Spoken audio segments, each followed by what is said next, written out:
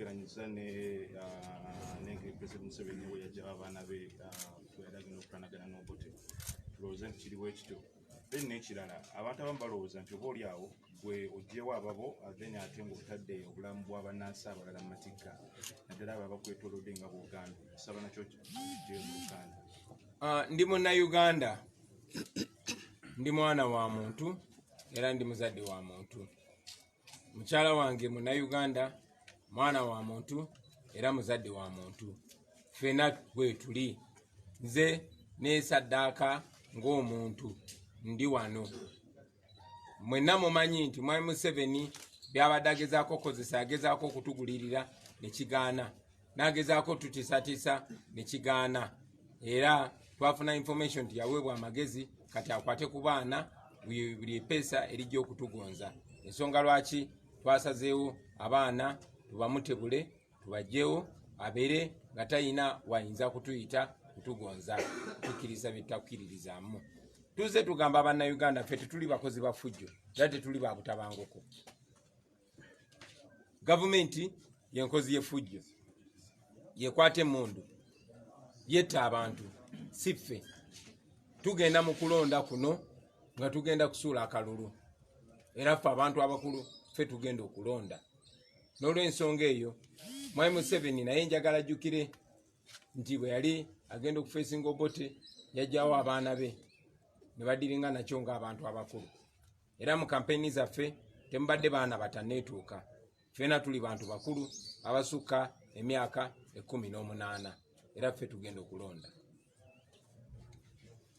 President, one of the RDCs in the eastern Uganda is an RDC of Manafa district.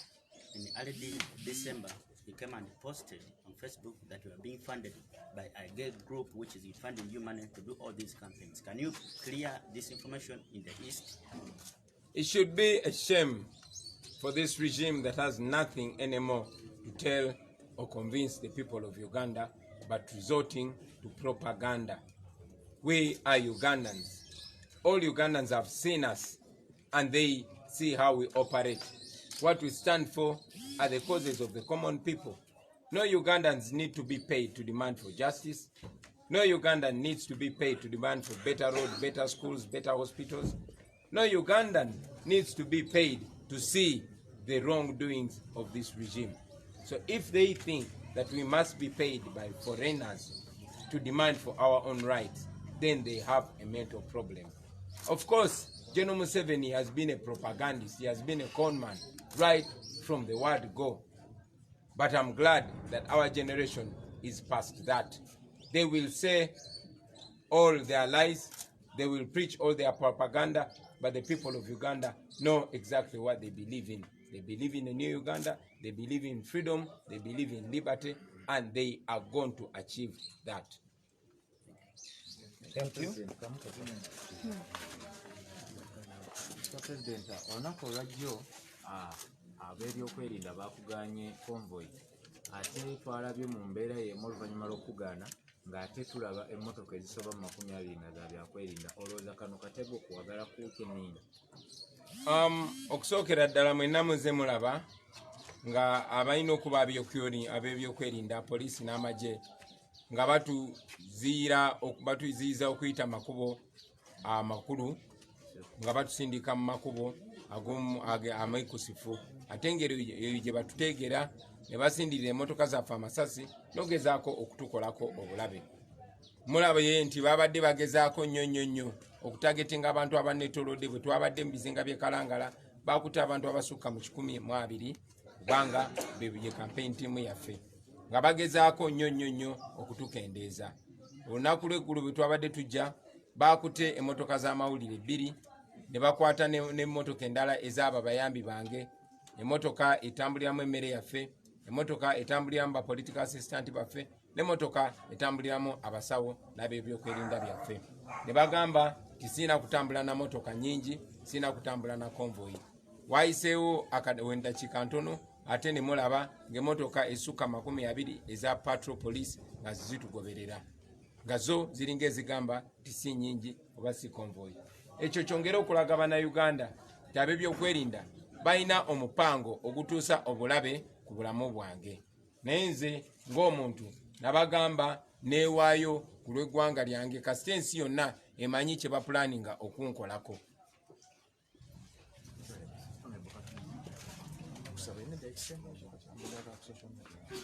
I just want you to respond to the question you said that there is, like some propagandists are using it saying you've taken away your kids and you're leaving others behind to suffer the consequences. Just respond. In English? In English, only in English. It is clear that the regime has been targeting everybody close to me, but most importantly, my family. Right from 2017, they threw grenades at the bedroom of my son, trying to kill him. And they sent a message to me that I either back down from the Toji Kwatako process or my children will be harmed. They've been trailing and following my children. I had to change their schools, but they continued to follow them.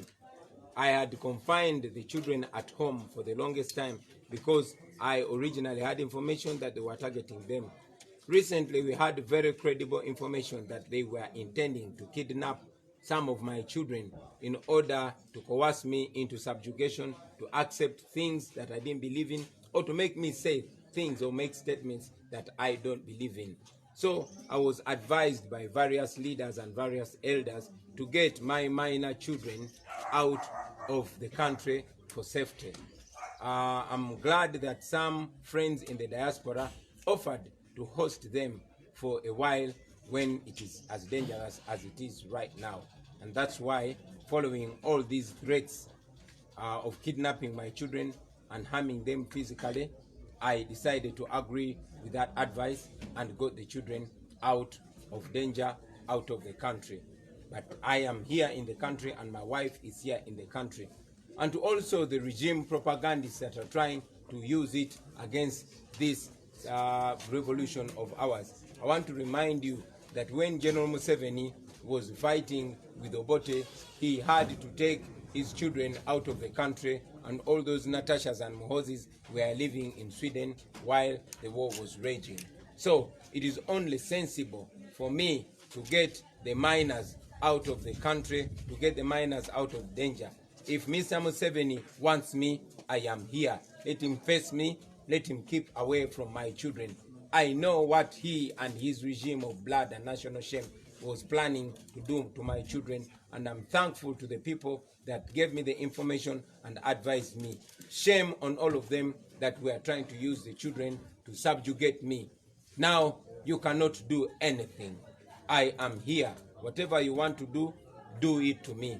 I am an adult like you. Thank you.